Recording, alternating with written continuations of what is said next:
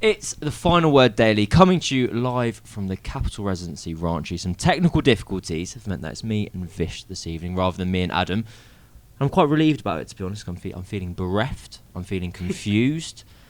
We were 24 hours away from a historical test series, and instead, we're staring down the barrel of a what's going to look on the surface a routine India victory. To take it through all of it in 30 seconds, we've got Vish. Why don't we treat it like a sandwich? So let's start with the bread. India were 140 behind when they arrived today.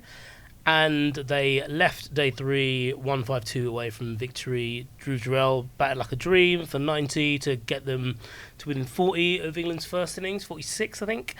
And then Kuldeep Yadav and R. Ashwin did what they threatened to do all tour and turned England inside out. Perfect. This episode, as ever, is brought to you by Westfield London, Westfield Stratford City. I just want to go through my notes on kind of this episode, and I wrote down... Why have you got a police constable pad?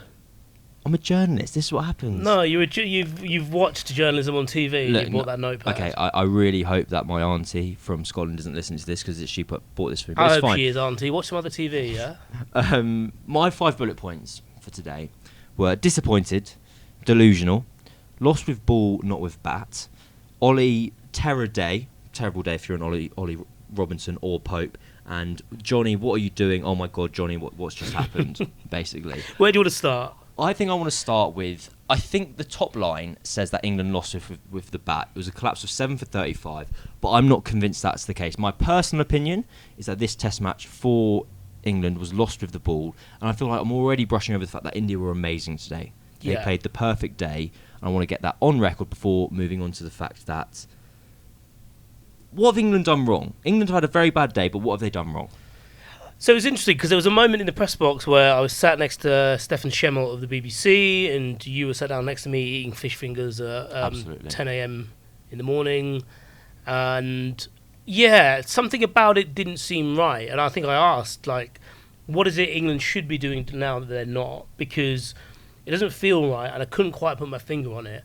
And you kind of have to fall back on a cliche at this point and just say intensity. Something about it wasn't their usual self. They didn't let Dhruv Jurel bat because the way he went about his business was pretty remarkable, really, and was actually something that Joe Root posited the night before, because Joe Root, who'd spent time with him at Rajasthan Royals, he actually said that it's interesting seeing him in this setting because he doesn't really know all that much about his red ball career. Yeah. He didn't even really know that much about his wicket keeping because he didn't do much wicket keeping at Rajasthan, which is fair enough. At Root's time at Rajasthan. But he did say that, like, he can hit sixes at will, and he did, and that was pretty spectacular. And I think the one thing that, in hindsight that I take away from that is that Shoaib Bashir bowled a lot of overs yesterday, and it was understandable that he didn't necessarily start the day. But there was a moment where I thought Stokes bowled Ollie Robinson for a bit too long, and I think he maybe, with a lot more credit in the bank, he tried to Hartley him, didn't he? Yeah, I like that. He tried to keep him involved as long as possible, get him in the game, knowing that he'd need him in the second innings. I think it's really difficult for Ollie Robinson in that he's had a really bad day in terms of his career. Like he's actually since he stopped batting, he's had a bad 36 hours. Let's say. Absolutely, and it's really unfair for him in the case that you can then summarise England's kind of demise and track their trajectory of this test match through his own performance. You can go, right, he saved the day for England with his test best of 58. He then spoke on the morning after when he started on about 30 or whatever not out, and all the momentum seemed to be going towards like an Ollie Robinson test match, thinking back to Multan last year, where he's clean bowling Babar Azam and the rest of it. And actually, in terms of today, where everything's turned, he's dropped a catch, which was a pretty bad drop, truth be told. The ball before has flown just over his head. It was the same chance that happened the ball afterwards. It's a drop that I think it classifies as a bad drop in Test cricket. And then when people in the press box talk about it, which is basically everyone apart from Mathers who hasn't played cricket at that level, there is empathy. Where it's like, good, I'm glad I wasn't the one there. And it's like, well, no, that's why you're in here. And he's the one out there, so he should take that. Yeah. It's interesting because he's someone who has been quite open about the fact that he needs games to get in. So, like, he had a pretty disappointing Ashes despite the fact that he ended up averaging 28. He did have a disappointing Ashes, and he admits as much himself. He had an injury coming into that, which obviously all bowlers have injuries, but it meant he couldn't play the Ireland game, and he wanted to play the Ireland game just to get that run up into the series. So the fact that he's been sat doing nothing really, apart from literally this, like recording a podcast and training very hard. He's been training well in the nets, certainly when we've seen him. Yeah. He's been doing nothing for like close to 5 weeks now. So, I mean, but they've still picked him. He's still an England Test bowler. He's got one of those bumper central contracts, albeit only for a year. So, yeah, there is, maybe we're meeting him more than halfway. Probably a lot of people watching think we're meeting more than halfway, because I actually think when you look at what India did with the bat, we talked about Jarrell. Kuldeep Yadav has had a remarkable series with the bat, because he's come in as night watch a few times, and people say they miss Pujara. Why isn't Pujara playing? He is, mate. He's just left-handed now, and he's coming in at the end of the day, and he's going to be there until lunchtime the next day. I've been genuinely really impressed with him. Given that we cover a team, you and I primarily cover a team that bats at 4, I've been infatuated with the guy who's just dead batting everything. I think it's one of those things where with this series you can boil it down to a really simplistic take of comparing player to player. And I know this is an unfair way of looking about it in terms of Ben Foakes, but if you were to compare the 2 innings of today, India were 7-8 down. Dhruv Jarrell started putting balls out of the stadium, basically, and the innings was moving along, and the runs that were being scored were changing the complexion of the game.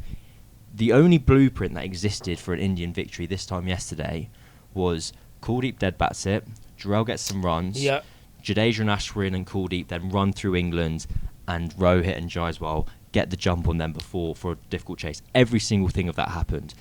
And it's important to say every single thing of that happened through no kind of charity from England or absolutely not. No, they just nailed it.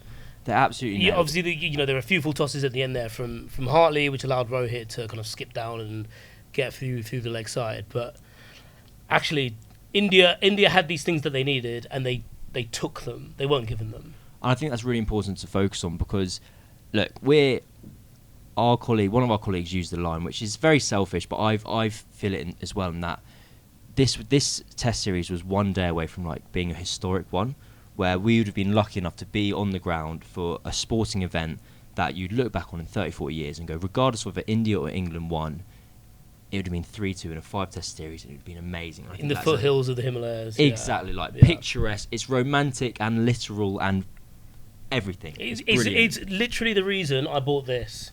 Not for air conditioning, for 10 degrees centigrade, by the way, which is what it's going to be in that week, throughout that week. Yeah, everyone's feeling very sorry for us. Yeah. But then you then put it in the context of when India were bowling at England, and it was Ashwin was 5 for 50 and called it with 4 for 20. You actually pulled me up on this, and because I was getting frustrated, I was getting angry, and you're like, why are you angry at England at the moment? And I went, I don't know what they're doing wrong. You cannot blame Zach Crawley for getting out to the ball that Kuldeep Yadav bowled at him. You cannot blame Ben Stokes for doing the same. It was high-class bowling throughout, and just the difference in the optics of 2 spinners opening the bowling for India against England when it's Ashwin and Jadeja versus the end of the day when it's Joe Root and Tom Hartley. You go, oh. I mean, that's a great, that is the fair comparison. You were talking about the unfair comparison before. I was going to get that into is, that bit, yeah. So, all right. Well, I've done it now. Yeah, fair enough.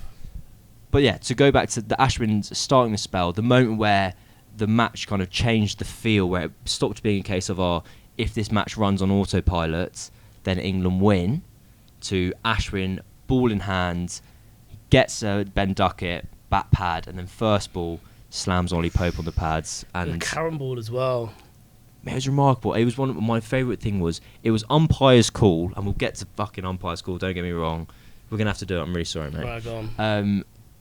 But it was the most out umpire's call I've ever seen. It was a really slow death from the umpire, but Ollie Pope stayed there. He didn't run. He was getting called through from Zach Crawley at the other end, and Pope was going, mate, I'm fucking out, mate. I think there's also a bit of what the fuck's happened there. I can't remember who wrote this, but there was essentially about, fight or flight happens in very different ways, and often it happens because of fear. But in embarrassment, you just stay where you are, and you're like, what has happened in my life right now? At this juncture of my life, what has happened and why has this happened? And that was Ollie Pope, because I think it's the first time Ashwin's bowled the curveball this series, because there was talk a couple of tests ago that because he tweaked his action a little bit, that he just stopped bowling it because he didn't have the same amount of control on it, with it. And then people in the first innings were saying, like, oh, he's gone back to his natural action there. So then when he hits him with the curveball first ball, we can extrapolate that through so much because Ashwin's talked about it so much. But you only do that to someone first ball when you know you've got it on a string. It's remarkable. I remember an anecdote a friend of mine tells me who's a very good club cricketer, and he used to net bowl. You know with a lot of England. those, don't you? Jesus. I don't. That's the problem. I'm very bad. But you'll enjoy this. It's fine. So he was net bowling with England. He's an off spinner, and he was talking about how amazing it was to bowl with Moeen Ali. And he bowls or chucks a doosra. He calls it the goosra because he's called Gus. Very funny. And he bowled it in the nets, and Moeen Ali went, I've actually got one of those, but it's not ready. And Gus was like, oh mate, can I see it, kind of thing.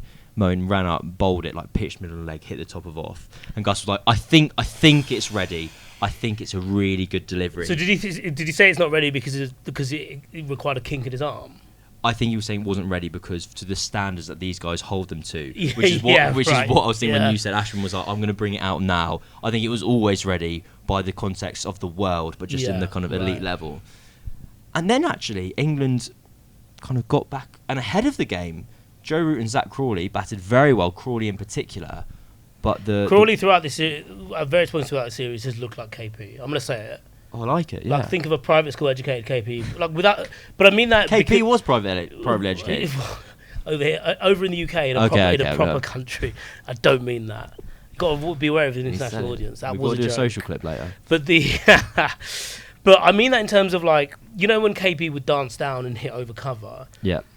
You could see all the effort he put into it. Obviously, stylistically, it was beautiful, but there was effort. You could almost feel his bottom hand coming through and uppercutting you in the face when he was doing it. If you were a bowler, but with Crawley, there's a bit of this is a natural. Everything is natural for me here. Nothing is effort. I've never, I don't know of this thing you call toil in those moments, and he batted brilliantly. And people might complain that he only scored 60. But watch that innings again, and it was a genuinely remarkable knot that, understandably, will be lost beyond this chat. It's also completely it's so unfair on Crawley's behalf, both in this match and across the series, where you go, 60 or 70, you need to turn that into 140. It's probably not really. We're talking about a context of a match where we're going to finish and go 240 probably would have been enough to defend, or might be enough to defend. He has performed fabulously well on a wicket where the whole context is there's a ball with your name on it. And I think that was the difficulty of where I was struggling to convince myself of the potential of an England victory. And look, we might be both looking very stupid this time tomorrow if England pull off a miracle.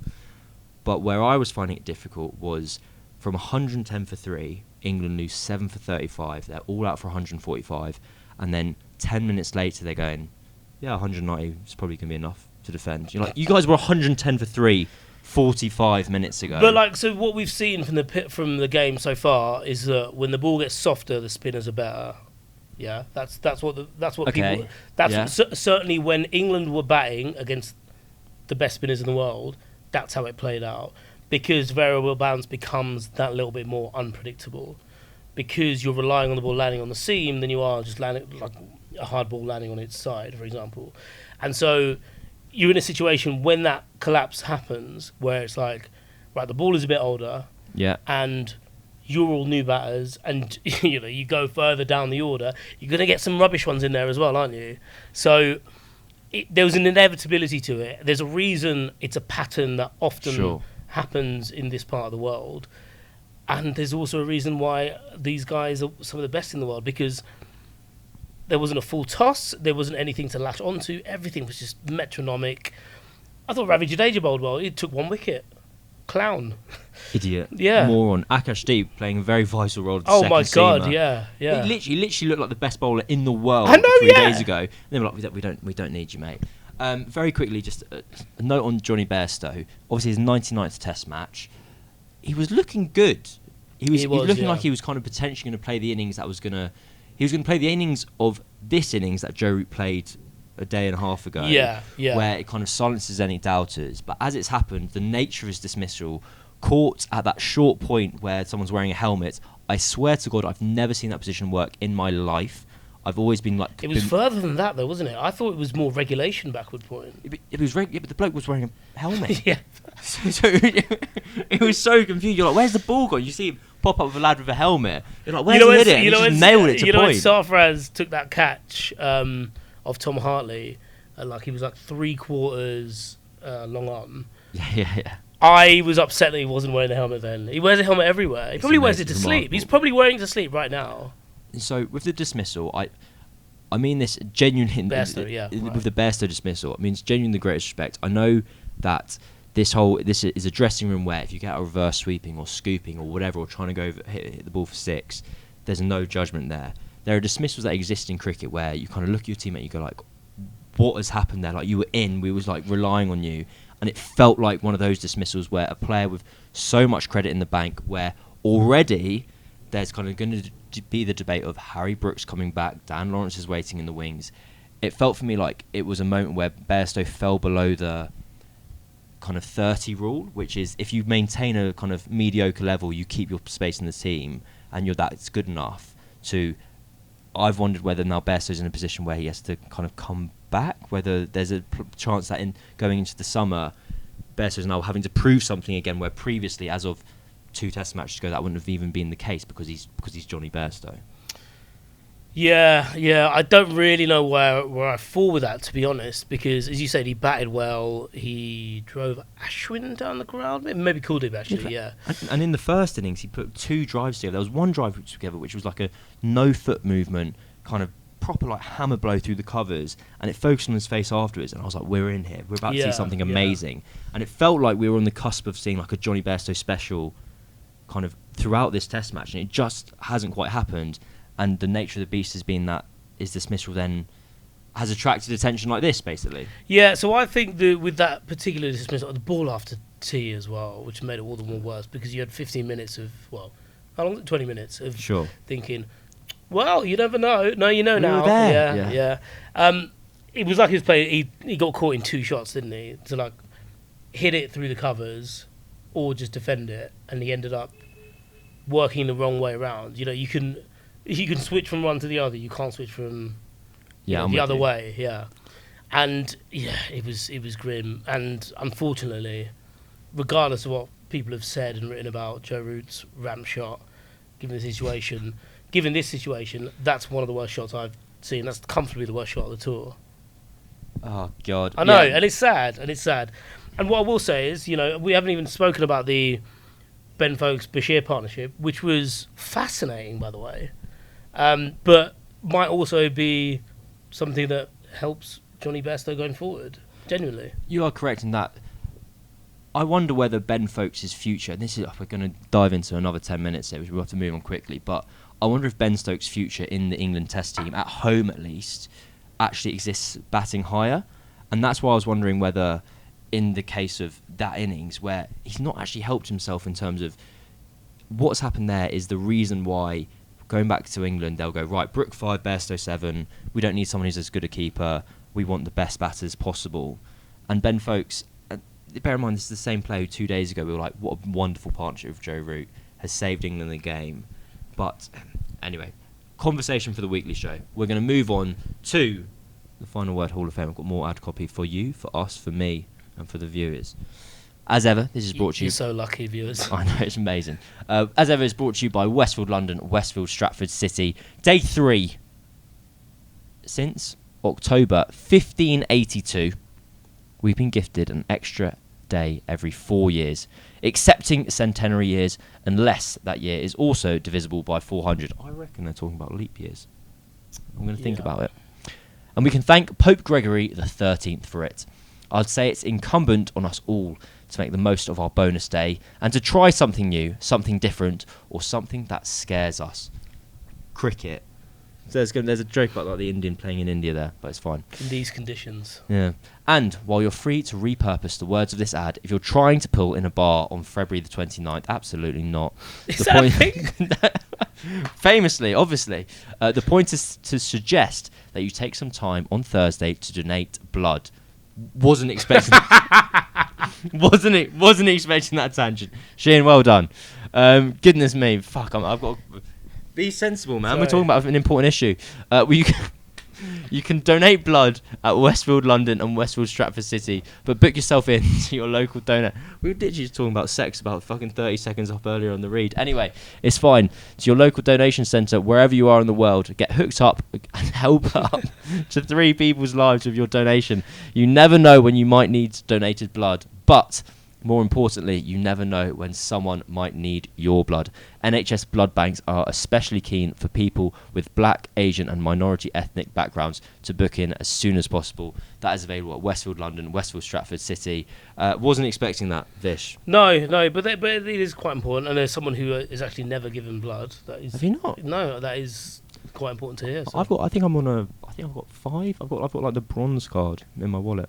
Is that how it works? Yeah, they literally give you like reward cards. Right, but your 6th one is free or something? Yeah, hopefully, maybe. Hall of Fame, I'm actually going to start with the Root DRS saga. DRS has dominated the conversation of the last week of this test series through no scientific backing and evidence at all.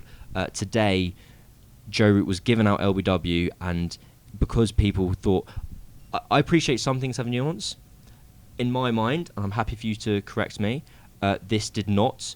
The ball pitched in line. This is what the technology does. It is the same technology that is used in Grand Slams across the world to call things in and out live. When a tennis ball changes to the elliptical shape, it fucking bounced in line. It's fine. It was out. And you know what made me really sad? Is when I saw Sam Billings sharing it on Twitter and being like, it might be out. And do you know what I thought of? I thought of the scene in Shaun of the Dead when he realised his mum had got bitten. It was like, not you as well. Not you as well, yeah. Sam. It's fine. I mean, it's important to also state that, you know, your example of tennis is good because it doesn't make, because cricket ball doesn't make the elliptical shape. So exactly. the point of contact is consistent throughout. It was a remarkable and the rules are pretty clear in terms of, like, you know, the point in the middle of the ball and... It's you know, you said it's... Sorry, I've interrupted you twice here in the space of a few seconds, but I get... You described it as a conversation that's been had for a while, and I you know, recently a lot of people talking about it.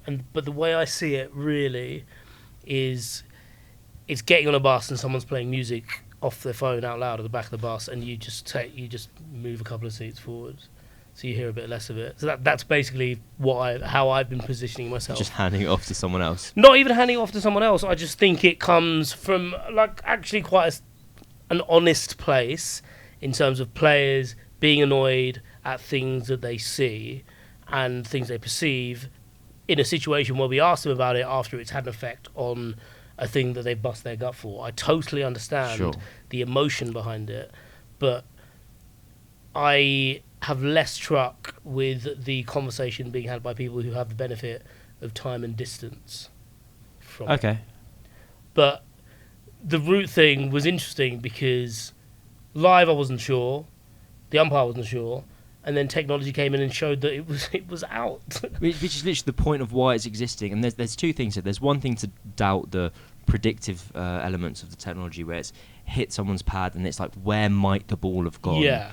Oh, it's umpire's call. We have a margin of error. That's why we're sticking with the decision. The idea of like just the actual tracking of where the ball landed, bizarre. And also kind of the furor around it in a test match where England have been the beneficiaries of marginal calls throughout. Found it bizarre, found it strange, found it irritating. The other thing we should say about it is, like, because it's the nature of sport, when it happens, fans are really annoyed as well. And I don't mind that at all. And I think by and large, like, you know, it's just kind of, it's basically why we're here, because people care about that much. And I totally understand that and I respect that. But it's just, you know, there is no solution for it, because this is the solution. Like, it gets better gradually, but as you said, like, that's as good as it's gonna get. Like, what else do you want? Yeah. Have you got anything for the Hall of Fame? Hall of Fame, probably should have thought about this. I would say I'm going to put the Folkes-Bashir partnership in the Hall of Fame because I thought there was a lot of real good intention behind it, but we ended up in a situation where two players were constantly having to face their own mortality in terms of Folkes not feeling comfortable to clear the ropes because he can do it, he just didn't feel comfortable doing it. And Bashir being entrusted to do 2 balls and actually looking all right and then having to remind yourself that it was 2. And the regularity of it as well. I think for the first 7 overs of their 10-over stint where they were, scoring 1 run and over, Folkes would take a single off the 4th ball, then he took a single off the 5th ball, and then he took a single off the 6th ball because the 5th ball of that over was a DRS review for LBW when Ashwin had moved the fielder over get him to play the reverse sweep, and he played it and luckily got away with it through, I think, an under edge maybe, or it wasn't hitting either way. And then they went back to the 5th ball the next over, and it was weirdly beautiful in a way, but I kind of never want to see it again. It was. I really enjoyed. I was trying to work out whether Folkes playing the reverse sweep in that instance was falling into a trap or not, because I think both parties wanted that. Ashwin wanted Folkes to play the reverse sweep, and Folkes also wanted to play the reverse sweep. It was exactly. It was absolutely the right thing to do because it was the quickest way of getting that many runs. Yeah. Wait 4 overs or get them now. That was a decision, and I think he made the right one. And a point to finish on, just as a tee up for the potential miracle of tomorrow. Ben Stokes, back with ball in hand, 4 for 5 for 6 for 7er, winning in the match, taking it to decider and Dharmashala rather than dead rubber and Dharmashala. That's probably not going to happen. India has probably sealed a series. We'll be back tomorrow with more Final Word Daily. As ever, brought to you by Westfield London, Westfield Stratford City. Make sure to donate blood. Make sure to check in with Vish. Make sure to check in with me. I don't fucking know what's going on anymore. Let's finish it. Hey, the series is over. Maybe, possibly, probably. See you tomorrow. Bye-bye.